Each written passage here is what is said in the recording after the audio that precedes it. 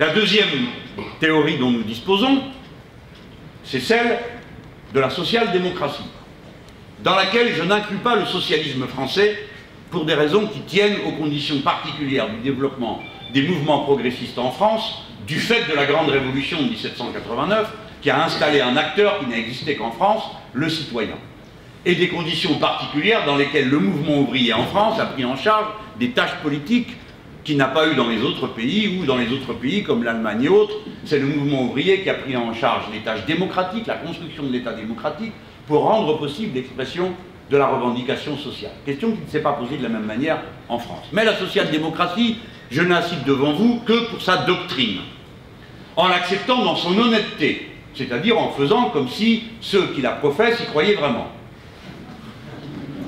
Ça part de l'idée suivante. La révolution est inutile et dangereuse. Il faut corriger progressivement pour aller vers l'état d'égalité sociale, par une action de justice sans cesse renforcée. Ça, c'est la base du socialisme et du réformisme progressiste. On ne doit pas le rejeter comme ça en disant tout ça ne vaut rien. C'est quelque chose qui a eu du sens à un moment donné, qui à mon avis n'en a plus aujourd'hui. Pourquoi? Parce qu'il dit: nous allons corriger l'inégalité de la société en partageant les fruits de la croissance. Entendez bien la phrase comme vous l'entendez. Répartir autrement les fruits de la croissance. Deux erreurs en une phrase. Parce que ça suppose que le gâteau initial qui est inégalement réparti, on n'y touche pas. Mais qu'on va répartir les fruits de la croissance. La première erreur est politique, car le gâteau en question n'est pas un gâteau abstrait, il est porté par des catégories sociales qui n'ont pas du tout l'intention de voir cesser les privilèges qui leur ont permis d'accumuler jusqu'à ce point. C'est donc une erreur de stratégie. Si on ne reprend pas à ceux qui ont déjà tout, on est certain qu'on ne partagera pas la suite de manière plus égale, parce qu'ils vont légitimement défendre leurs intérêts.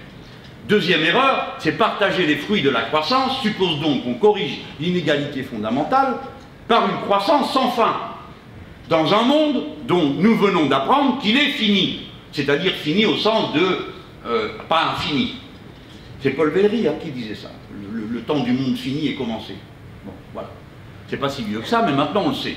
On ne peut donc pas avoir comme projet politique une croissance infinie, consommatrice, sans cesse de ressources, qu'on est incapable de remplacer, et penser de cette manière-là offrir une alternative progressiste. Le progressisme, ce n'est pas un rêve plaqué sur la réalité, ça doit être une réponse concrète à une situation concrète. C'est pourquoi l'écosocialisme ne prétend pas être une idéologie, mais une réponse concrète à une situation concrète. Troisième élément dont nous disposions, c'est le communisme, mais dans la seule version qu'on n'ait jamais connue, qui est le communisme d'État. On l'appelle comme ça ça fait un raccourci plus facile pour nous tous, et ça n'offense personne. Car il ne s'agit pas d'offenser, mais de réfléchir. Ce communisme, je vais citer un auteur qui ne provoquera pas d'incident, parce que beaucoup ne le connaissent pas. Je ne citerai donc ni Staline, ni Lénine, ni Trotsky, mais Boukharine. Quelques rares connaisseurs savent que Boukharine est un menchevique à peine redressé. C'est une blague, mais c'est vraiment private joke. On doit être 5 à la comprendre dans la salle. Et Boukharine disait que le communisme allait régler les problèmes par le développement des forces productives. Et comme le communisme s'est installé pour la première fois dans un pays extrêmement retardé du point de vue du développement des forces productives, et plus que pour contenter les besoins essentiels, il fallait procéder à l'intérieur du socialisme à l'accumulation qui a été réalisée ailleurs dans les sociétés bourgeoises pendant plusieurs siècles. L'accumulation primitive devait être réalisée, elle l'a été quasiment de force. Enfin, quand je dis quasiment, je ferais mieux dire, elle a été de force, en brutalisant le système et les populations dans des conditions telles qu'il a créé la propre catégorie sociale qui a défendu un ordre injuste et qui elle-même a été pétrie d'une idéologie qui font qu'ils n'ont eu aucun mal à passer du statut de bureaucrate stalinien à kleptocrate et oligarque, comme nous les voyons aujourd'hui partout. Mais pour autant, l'intuition initiale du communisme n'est pas démentie. Le moyen qui a été utilisé pour le faire vivre s'est avéré être totalement erroné, de la même manière qu'on ne va pas dire que la social-démocratie, son aspiration à la justice sociale, est démentie par le moyen inapproprié qu'elle utilise. Et même, je vais dire, que le libéralisme, perçu comme une exigence de liberté, parce que c'est comme ça que comprennent les gens, de liberté individuelle, serait démenti par la manière abominable avec laquelle il est pratiqué. Il y a, comme vous le savez tous, vos autres étudiants, et les autres aussi, une connexion très intime entre le libéralisme initial et les idées du socialisme, puisque ça partait de l'idée que nous sommes des individus capables d'autodétermination et d'émancipation individuelle, ce qui s'opposait à l'ancien ordre politique et culturel des choses, qui supposait que chacun était assigné à une place et ne devait pas en sortir du fait de la coutume, que ce soit parce qu'on héritait d'un titre de noblesse, ou parce qu'on héritait d'une situation sociale, ou parce qu'on pouvait l'acheter. Par conséquent, nous devons, quand nous pensons au XXIe siècle, voir comment la pensée humaine s'est distribuée sur l'échiquier politique, ne jamais perdre de vue que ce ne sont pas que des batailles d'idées, mais des batailles d'intérêts matériels, bien sûr, mais ne pas perdre de vue le contenu de l'ingéniosité humaine, pour essayer d'en capter la signification, le signal adressé qui a permis d'obtenir l'adhésion. Les libéraux n'ont pas que l'adhésion des capitalistes, ils ont aussi l'adhésion d'autres gens. C'est le moment donc pour moi de formuler en quelques mots la doctrine de l'écosocialisme. Bien sûr, c'est un résumé. Le voici. Ces trois doctrines étant condamnées par les faits. J'ai oublié de préciser avant que je le résume. Le principal reproche que l'on va faire à l'idée d'un développement sans fin des forces productives, c'est qu'il n'y a aucun contenu qualitatif attaché à ce développement. Et le rapport entre la quantité et la qualité, qui fait l'objet d'une métaphysique particulière chez Marx, à mon avis, plus très matérialiste, est mal géré. Développer les forces productives sans fin, sans se soucier de savoir avec quoi on les développe. Je veux dire, si vous dites, eh ben, il nous faut de plus en plus de marteaux-piqueurs pour faire, je ne sais pas quoi, moi, des belles routes, demandez-vous avec quoi est fait un marteau-piqueur. Et comment vous remplacez la prédation que vous avez opérée sur la nature. C'est pourquoi nous pouvons prendre, avant de formuler la doctrine générale de l'écosocialisme, puisque l'occasion se présente dans le mouvement de mon exposé, d'y venir à cet instant. Il y a une règle que nous pourrions poser comme étant celle qui nous permet d'organiser tout le reste. Et cette règle, c'est ce que nous avons appelé la règle verte. Ne jamais prendre davantage que ce que la nature est en état de reconstituer. Cette règle verte nous permet de répondre à la question de la dette écologique, qui, vous savez, c'est le moment, une des images qui permet d'en rendre compte, c'est le moment de l'année où on consomme des choses que la planète ne pourra pas reconstituer. Et on s'aperçoit que cette date recule dans l'année. Eh bien, cette année, par exemple, nous sommes entrés en dette écologique le 20 août. L'année précédente, c'était le 23 août. On a donc perdu encore 3 jours. La règle verte est la réponse à la question de la dette écologique. Et surtout, c'est celle qui nous permet de penser la production et ses développements, la relance de l'activité et ses développements, avec une règle écologique qui soit tenable et qui ne soit pas de la métaphysique, des injonctions morales, de la culpabilisation des gens, comme trop souvent on voudrait faire croire que l'écologie est le porteur.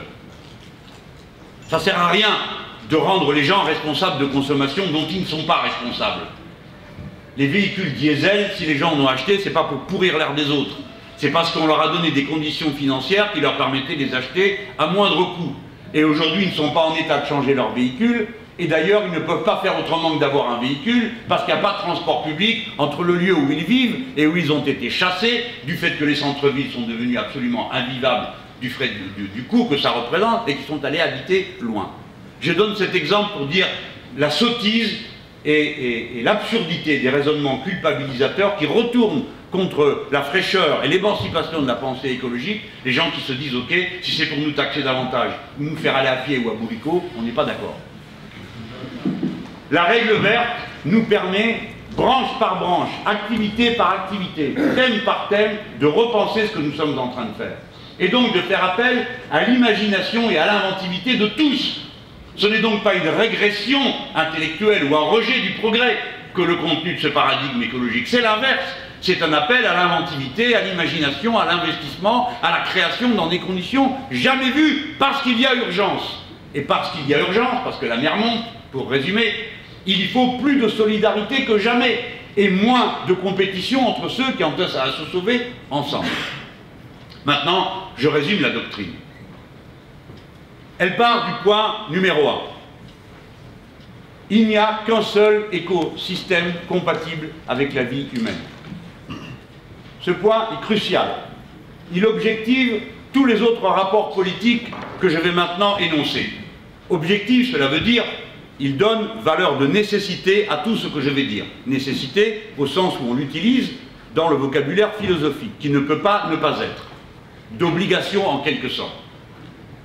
S'il n'y a qu'un seul écosystème compatible avec la vie humaine, il y a donc un intérêt général humain. Il y a un intérêt général humain parce que nous sommes tous semblables, parce qu'il n'y a qu'un seul écosystème compatible avec la vie humaine. Dans ces trois phrases-là, vous avez les trois doctrines qui ont animé le mouvement progressiste. S'il n'y a qu'un seul écosystème, et si nous sommes tous semblables, alors l'intuition fondamentale de l'égalité politique est vérifiée objectivement. Deuxièmement, si nous sommes tous semblables et qu'il y a un intérêt général humain, la question de savoir comment on trouve cet intérêt général humain est prioritaire. Mais surtout, ça affirme que s'il y a une condition humaine unique, qu'il y a un intérêt général humain unique, il y a donc une condition humaine unique, et que tout être humain peut y accéder. Et pas seulement du point de vue de ses intérêts de classe, mais en tant qu'être humain. Ce qui veut dire que les idées sont bien sûr la projection des conditions sociales dans lesquelles se trouvent placés les individus, bien sûr, mais que pour autant, elles ne sont pas réservées aux individus qui ont le plus à pâtir du système. Et donc, pour nous, pour les stratégies politiques, pour les programmes, nous avons à rechercher de quelle manière unifier à l'intérieur du projet écosocialiste la totalité de ceux que nous pouvons interpeller en tant qu'être humain. Cette idée, on va l'approfondir dans un instant. Je reste donc, il y a un intérêt général humain, comment le trouver? Par l'unique moyen dont nous disposons, notre sensibilité et notre raison. Par conséquent, nous postulons que nous ne sommes jamais sûrs d'avoir trouvé la bonne réponse. La définition de l'intérêt général humain est toujours provisoire, limitée et réversible. Il ne faut prendre que des décisions réversibles, du point de vue de la philosophie qui inspire l'écosocialisme. On voit donc que dans certaines décisions, quel que soit par ailleurs l'intérêt qu'elles pourraient présenter pour tel ou tel d'entre nous intellectuellement, on ne doit pas prendre de décisions qui sont irréversibles. Quand on met en route une production d'énergie, si sûre qu'elle soit, si garantie qu'elle soit de toute sécurité, comme le nucléaire, le simple fait que les déchets ultimes ne sont pas réversibles avant plusieurs millénaires nous interdit d'y avoir recours. Non pas par responsabilité de l'instant, mais par responsabilité sur la durée du temps long. L'intérêt général humain ne peut être trouvé que par notre raison, encore faut-il la construire. D'où l'importance essentielle de l'accès à l'éducation. Et si nous devons la construire par l'éducation, il faut que nous puissions le faire librement. On ne délibère pas librement si les uns dominent les autres. La délibération libre est celle qui se fait entre égaux. Il n'y a pas de délibération libre sur l'avenir de telle ou telle situation entre gens où l'un domine l'autre et où les intérêts de l'un, évidemment, dominent ceux de l'autre. Que ce soit dans l'ordre général des catégories sociales ou dans l'ordre particulier des relations humaines entre hommes et femmes. Et ensuite, dans l'arène politique, lorsqu'on vient à choisir entre des programmes, chacun d'entre nous est appelé non pas à dire ce qui est bon pour lui, ce qui est la démocratie, on lève la main, et 51 ont raison sur 49. C'est absurde. Mais c'est la règle qu'on s'est donnée. Il en faut bien une. On peut décider que c'est pas 51, on peut décider que c'est 52. Mais n'empêche, à un moment donné, c'est le nombre qui va déterminer la décision. La décision, pas la conviction. La démocratie n'a pas à former des convictions. Une fois qu'on a décidé, on applique parce qu'on respecte la règle. Nous nous soumettons à des lois absurdes et injustes. Et nous les combattons pour qu'elles changent. Mais nous nous soumettons à elles. Chaque citoyen est appelé non pas à dire ce qui est bon pour lui, mais ce qui est bon pour tous. La citoyenneté, c'est dire ce qui est bon pour tous et exercer le pouvoir de dire ce qui est bon pour tous. Et ce qui est bon pour tous, c'est la République. C'est la chose commune. Voilà comment s'enchaîne l'intuition fondamentale du communisme, qui est de dire il y a des biens communs, à commencer, sans entrer dans les détails, par l'écosystème. C'est un bien commun par définition. Donc il existe bien des biens communs inaliénables. qui fondent un intérêt général. Vous avez compris le revers. L'intérêt général doit donc toujours être supérieur aux intérêts privés, il passe avant, ou aux intérêts particuliers. Voici donc fondée l'idée de la loi qui s'impose contre l'ordre spontané des relations mécaniques, du libre-échange, de la concurrence libre et non faussée, de la loi, etc. Ça, c'est l'intuition républicaine. Et puis, on ne peut délibérer librement que si on est égaux. C'est l'intuition du socialisme en général. Voilà comment nos trois doctrines peuvent converger dans la construction philosophique de base de l'écosocialisme. L'écosocialisme, c'est donc pas l'épage écologique du programme socialiste. C'est la reconstruction de l'ensemble de la pensée socialiste et communiste, pour me référer aux idéologies progressistes immédiates. J'ai oublié de citer l'anarchisme, parce que ça m'amènerait à une trop grande promiscuité intellectuelle avec, parce que moi je me sens plutôt libertaire de nature. Je l'ai découvert assez tardivement, mais comme je ne supporte pas qu'on me donne des ordres, j'en déduis qu'il y a plus de monde que je ne le croyais, qui doit être dans le même état que moi. Mais je pense que l'intuition libertaire, elle est fondée par ce que je viens de dire. C'est une aspiration à une radicale liberté intellectuelle personnelle et à une domination de soi sans concession. Bien sûr, je ne vais pas me lancer là-dedans parce qu'on va être sur la liberté qui commence là où, qui finit là où commence celle des autres, etc. Mais c'est une maxime républicaine. En attendant, voici formulée en quelques mots la doctrine de l'écosocialisme. À quel prix est-elle possible? Elle a des conséquences sur qui sont les acteurs. Je ne parle pas du prix, du coût, hein. Ça c'est pour une autre fois. C'est nécessairement au prix d'une révolution. On ne peut pas imaginer une transition volontaire de l'ordre actuel, avec la domination des intérêts particuliers qui s'y expriment, sans aucune retenue à l'heure à laquelle nous parlons. Et un peu plus dans notre pays, aujourd'hui qu'hier.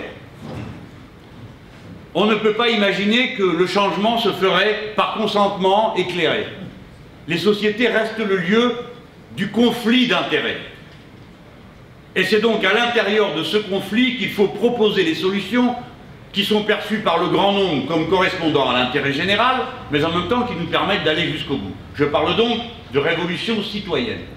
Je demande, je suis obligé d'aller aussi vite que je peux, qu'on ne croit pas qu'il s'agit d'une euphémisation communicationnelle de la révolution socialiste que je vous resservirai dans un emballage plus frais pour vous la faire avaler plus facilement.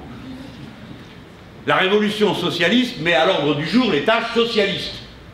La révolution citoyenne met d'autres tâches à l'ordre du jour, notamment les tâches du programme écologique, qui ne correspondent pas toujours à l'ancien programme socialiste et qui peuvent le contredire, notamment sur l'idée de la croissance sans fin ou de toute technique est bonne par essence sans qu'il y ait besoin d'en délibérer.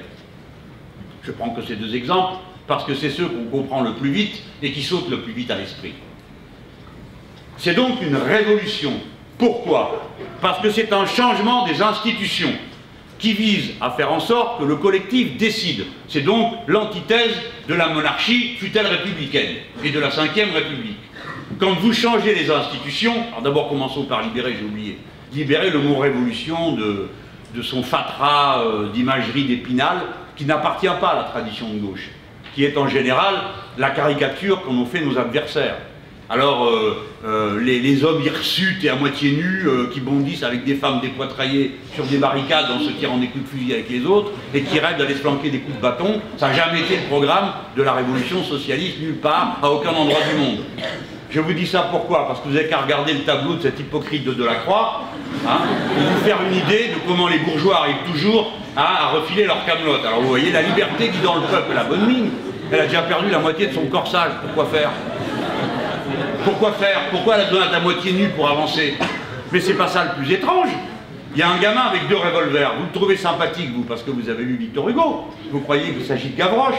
Mais au moment où le tableau est peint, il n'y a point de Gavroche. Il y a donc un gosse qui porte 2 revolvers. Bonjour la liberté, qui arme les enfants. Mais le pire de tout, c'est le premier plan. Vous avez là, devant la barricade, un type qui a perdu son pantalon et qui est à poil. Comment on perd son pantalon sur une barricade?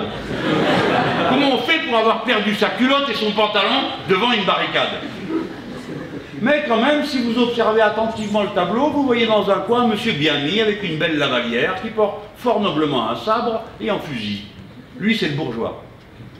Et on a tout de suite compris que ce Delacroix est une sorte de Montebourg de son époque.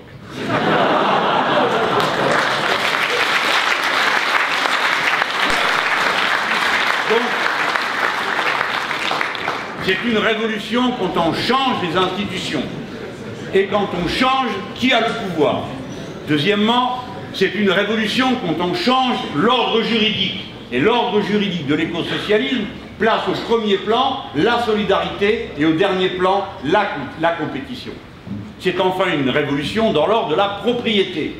Car sans entrer dans la question de savoir s'il faut tout prendre ou pas, ce qui est absolument certain, c'est qu'un certain nombre de choses doivent être prises et ramenées au collectif et au commun.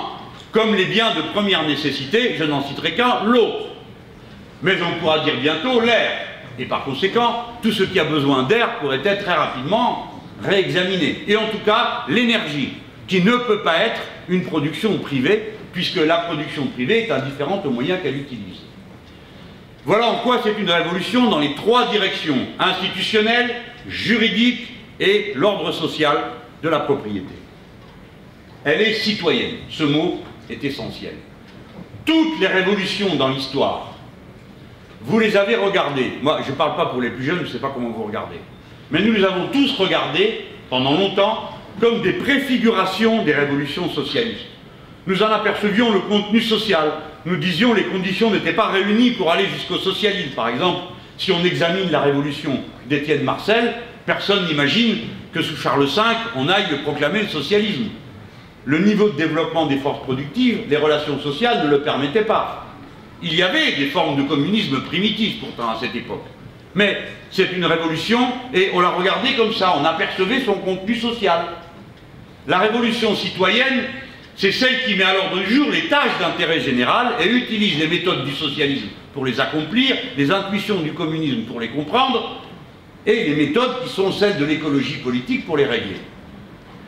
Mais ça nous permet de regarder d'un œil nouveau tout ce qui s'est passé avant nous, et d'en voir la préfiguration. Et on peut se dire d'une certaine manière que toutes les révolutions du passé sont des révolutions citoyennes, c'est-à-dire qui mettent à l'ordre du jour le pouvoir du grand nombre sur la chose collective, quel que soit le niveau de développement des forces productives de l'époque considérée. La question n'étant jamais posée seulement d'accéder à l'abondance, que d'accéder à la décision qui permet la répartition fuse de la pénurie. C'est un peu radical comme propos, mais ça permet de mieux comprendre et de ne pas se réfugier derrière des illusions. Je considère que si vous prenez une révolution du passé et que vous la comparez à celle que vous observez dans le présent, vous en voyez les caractéristiques communes. Depuis les Romains qui se retirent sur l'Aventin parce qu'ils ne veulent plus travailler aussi longtemps qu'ils ne partageront pas le pouvoir avec les nobles et les sénateurs romains, jusqu'à toutes les révolutions du Moyen-Âge, combien sont marquées par cette idée que c'est le collectif qui va décider. Mais aujourd'hui, de toute façon, elles sont citoyennes. Je veux dire que ce sont le fait de populations urbaines. Le monde est urbanisé, fait radicalement nouveau. Jusqu'à il y a à peine 40 ans, la majorité de la population vivait en milieu rural par petit archipel de groupes humains. Aujourd'hui, la majorité de la population, aux alentours du 60%, vit en milieu urbain, c'est-à-dire quotidiennement interpénétrée, intercorrélée. Les révolutions du quotidien sont des révolutions urbaines. Et par conséquent, elles prennent immédiatement un aspect d'intensité bien supérieure à celle des révolutions socialistes du passé, où le pouvoir se reconstruisait à travers les conseils d'usine. Toutes les révolutions de notre époque sont des révolutions citoyennes. Celles qui ont eu lieu en Amérique du Sud, sans exception, et celles qui ont commencé dans le Maghreb sous nos yeux, l'ont toutes été. Pour mieux le faire comprendre, je vais prendre l'exemple d'un de mes très bons amis, qui est un des leaders du mouvement Sans Terre au Brésil. Les gens surgissent à l'impromptu, alors qu'il y a un gouvernement de gauche, et disent le football on s'en fout, on veut des transports publics développés. Les stades on s'en fout, on veut des hôpitaux qui fonctionnent. Stupeur! Comment les Brésiliens pensent à autre chose qu'à la samba et au football? L'humanité tout entière frémit.